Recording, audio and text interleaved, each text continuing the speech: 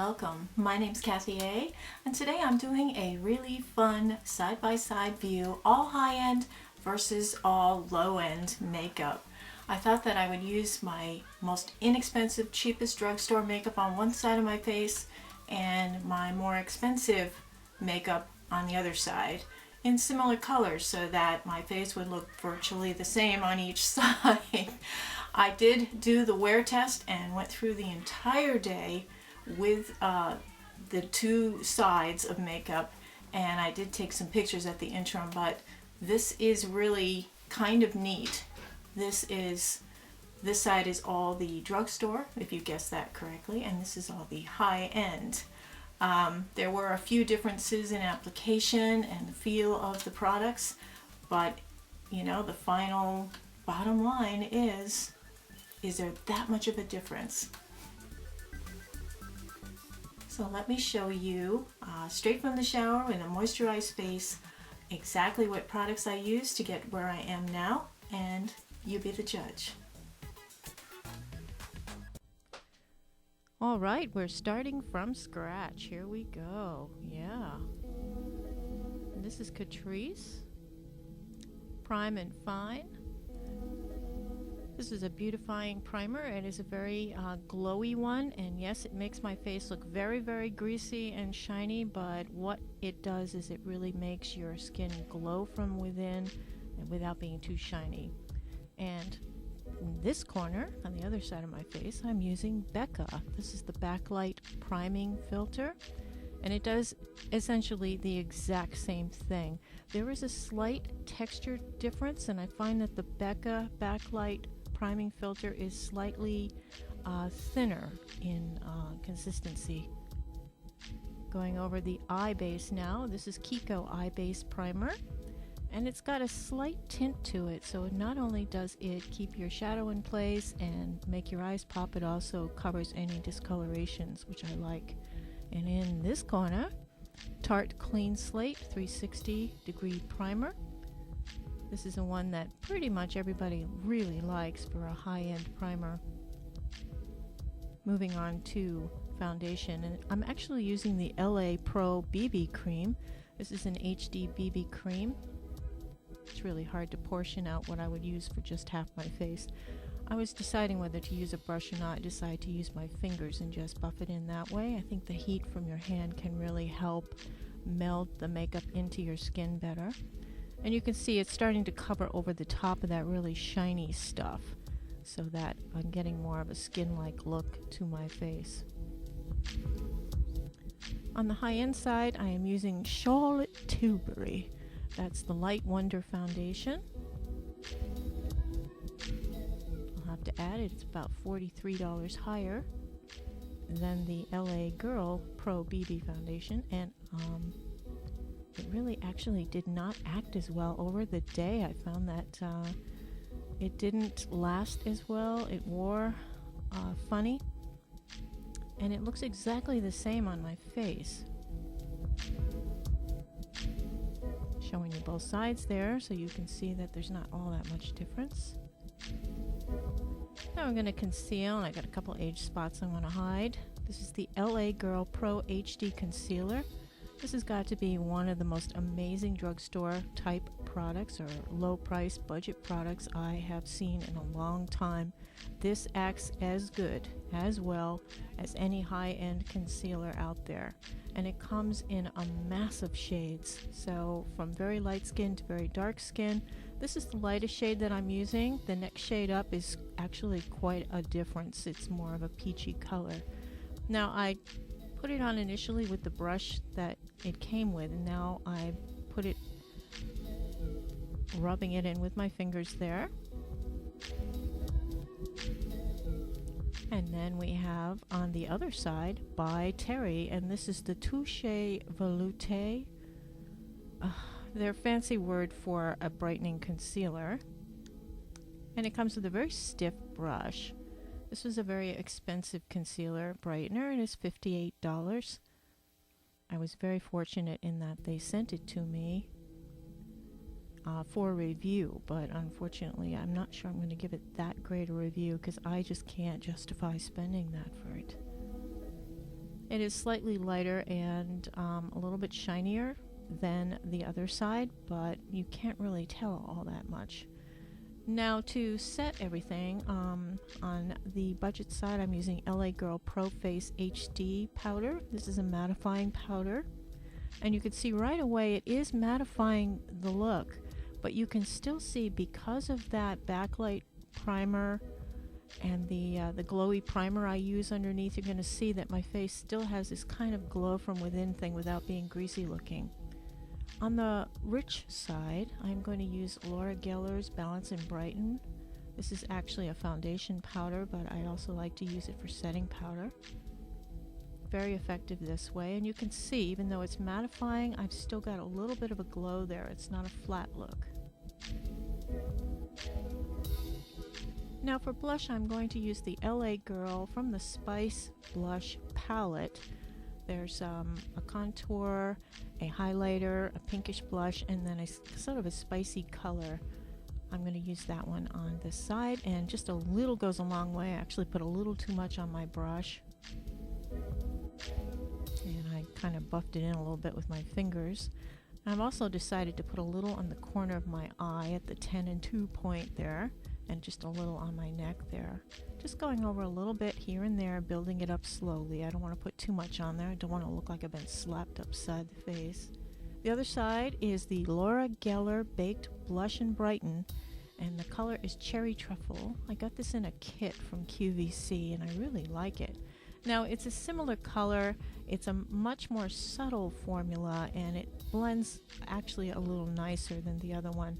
There is a little bit of a glow to this already built in, whereas the other side's a little more matte. Now on the budget side, I am doing the duo-ended contour and highlight stick. I just put a little triangle of the color in the corner near my ear, and I'm just kind of blending it out with my fingers a little bit to spread it out so it's not so harsh a line.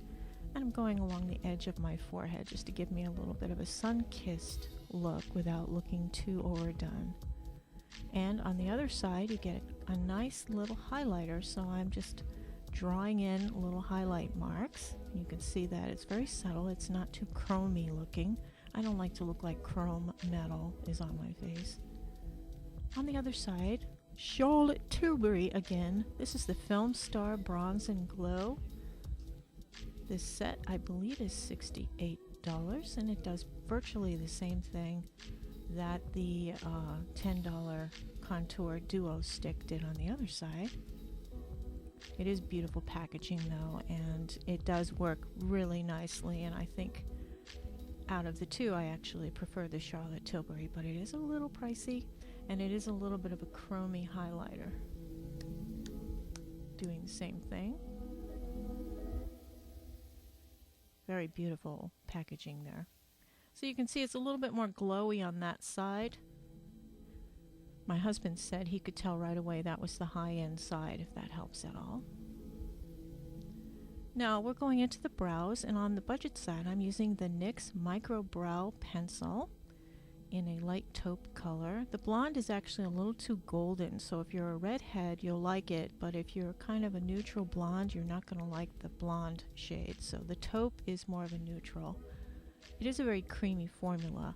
It's often compared with this one, which is the high-end version. This is Anastasia Beverly Hills Brow Wizard, and this actually is very different from the NYX Micro Brow. It's a little stiffer of a pencil, so you get a finer line from it, and I just think that the formulation is a little better there. Now I'm going over my brows with a brow mascara. This covers any white hair or gray hair that may be in my brows, and it also fills in any gaps, and it makes it look much more natural. On the other side is the Charlotte Tilbury Legendary Brows, which does the same thing at a much higher cost. Prettier packaging though. Going into the eyeshadows, this is a palette from LA Girl. This is the Inspiring Eyeshadow Palette in the Naturally Beautiful shades.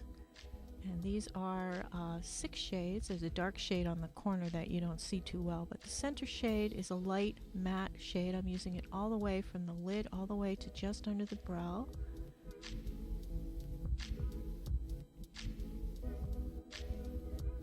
And it was a big debate which one of the palettes I would use because Wet n Wild has a lot of really nice eyeshadows, but I decided to use something that was more generic because I wanted to go with the cheapest that I had.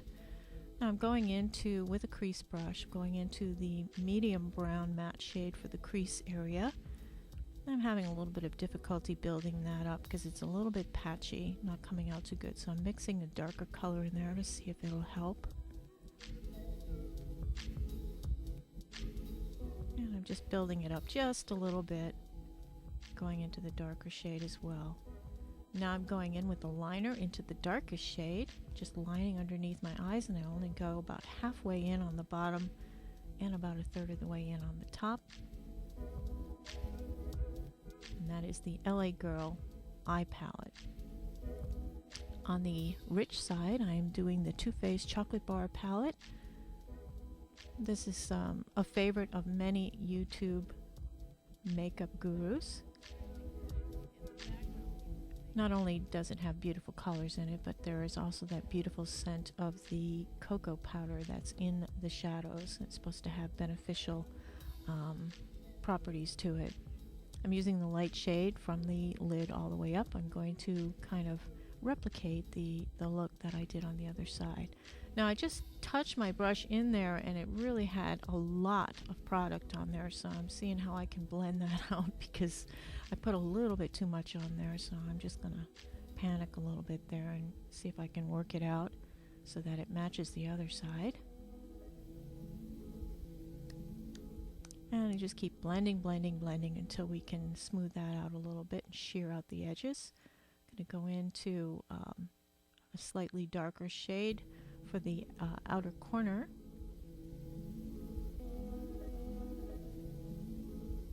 And the shadows do react so differently. I mean, this is just night and day, and I do actually prefer the nicer shadows. I really have difficulty blending and applying the drugstore style eyeshadows that just get patchy and chalky, and the colors are usually very faint. They're not very pigmented, and they don't last very long. I was very lucky that this LA Girl palette did last throughout the day, but still you can see there is a difference there, and I think it's very obvious. I'm going back into the LA Girl palette to see if I can match the other side now, because I need to add a little bit more product so that I can build up to try to get some of that pigmentation look. Though you can see there is a little bit of a difference there. Now we're going into an eyeliner, an eye crayon. This really brings home a staying power that lasts the whole day. This is the number 7 Stay Perfect crayon, and they're very nice. I have this one and I have a purple one. And on the other side I have Charlotte Tilbury's Rock and Coal Liquid Eye Pencil in the color Amber Moon, and this is sold as part of a set with an single eyeshadow in her cat eye duos. I'm going back over the number 7 to see if I can match that intensity again, because it's just so easy to build it up. Once you put those both sides on, they're stuck there for the day. It takes quite a bit to get them off, but it's good. It makes them waterproof. Now I'm curling the lashes 8 to 10 seconds on each side, and we're going on to mascaras. On the budget side, we're using the NYX Skinny Mascara, and this coats all of your lashes, and you can get really close to your lash line. I originally was going to use this against the IT 5-in-1 Tight Line Mascara, and then I stopped buying IT Cosmetics. Makes a very pretty lash. Not real big or bold, but a really pretty lash. Now this on the rich side is the Makeup Forever Excessive Lash Mascara. I had received it as a sample and I thought I'd give it a try, and it's actually quite pleasant. And it took less effort to create more of an eye look, and it did not smudge or give me any problems throughout the day. But there is a difference in the look of the lashes, and you can see when I look down that you can see a much more prominent lash. There I am, looking up, looking down, so you can see how I look. Moving on to lips. On the budget side, I'm going to do the top lip in the budget and the bottom lip in the rich stuff. So the top lip is the Kiko Creamy Color Comfort Liner, and the bottom is the Charlotte Tilbury Lip Cheat Liner in Pillow Talk. Now we're going to go into lip color, and I'm going to use my Wet n Wild Lip Balm Stain in Caffeine Fix, which has got to be my favorite, one of my favorite lip products of all time. And on the bottom, I'm using Laura Geller's Lipstick in Chocolate Raspberry. Very, very hydrating, moisturizing formula. So there you have it. This is the high-end, low-end face, and I actually am pretty impressed with the products, especially I would have to say that this is an amazing product. It actually beat out the Charlotte Tilbury. I mean, that's pretty good. This I think is $5 and this is I think $45. So there are a few others. I found no difference side to side with the Becca Backlit Primer and the Catrice. No difference at all. And both sides lasted fairly well through the day. I would have to say that the Charlotte Tilbury side did start to settle into wrinkles and grab onto patchiness. As far as the eyeshadows go, they both wore equally well throughout the day, but the application and the pigmentation of the Too Faced shadows just excelled. It excelled. The LA Girl shadows were patchy, a little bit chalky, a little bit of fallout powder, but you could create a look. It just took a lot of effort. The mascaras didn't do so well with the NYX Fine Line Mascara. It did make a pretty lash, it just didn't make a really big honkin' lash. And I haven't really found very many drugstore mascaras that please me in that area. So I tend to go for, since I only use one or two mascaras at a time, I would say that, you know, I invest in the more expensive mascara. So I would say the mascara, as far as the powder went, there really was no difference between the LA Girl and the Laura Geller. There really wasn't that much of a difference that would make me want to get this, although this is a powder foundation as well as being a setting powder. So I saw no difference, a huge difference in the price. The By Terry concealer was not even as good as its $5 counterpart, the LA Girl Pro, which I got online, and I believe it was $5. You can get it on Walgreens. I think it's $2.99 at Walgreens, and this is $58. So this was a huge thing, and this lasted just as long as this, and this actually, I thought, looked better than this initially. This is a brightening and concealing formula. This is just kind of a concealer in a lighter color, so it did brighten just by its lightness. I do have the next shade up from this, which is a little bit too dark. It's a little peachy dark, but I mean, really. As far as the eyeshadow primers go, what's an eyeshadow primer supposed to do? It's supposed to keep your eyeshadows from creasing, from you blinking all day long, and it's also supposed to help keep your eyeshadows in place so that you have eyeshadow on at the end of the day. And this Kiko worked just as well as the Tarte 360 Creaseless, so there really wasn't any difference in these two either. As far as the contour and highlight, the contour and highlight lasted just as long with the little NYX stick as with the the Charlotte Tilbury. And I'll have to say that the Charlotte Tilbury, I wasn't real happy with how that wore off so quickly during the day. By noontime, most of the contour was gone, and I didn't see the highlight at all by the end of the day. So this one lasted better than the Charlotte Tilbury. So, so what's my point? You really don't need to invest a huge amount of money to make a pretty face, to make a nice face, just like a high-end product does. However, that being said, I'm going to say this. The feeling of the application, even silly things like the smell of the eyeshadows, really makes a difference. I think the eyeshadow is a big difference. I saw no difference in the lipstick and in my